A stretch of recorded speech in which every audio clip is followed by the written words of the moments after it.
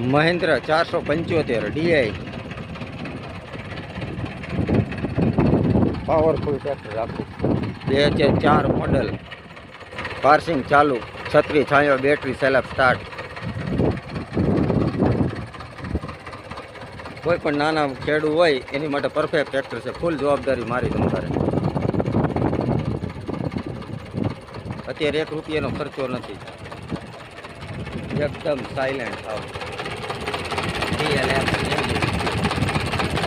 કંપનીનું liver બાંધેલું, firing બાયરિંગ તો જોરદાર.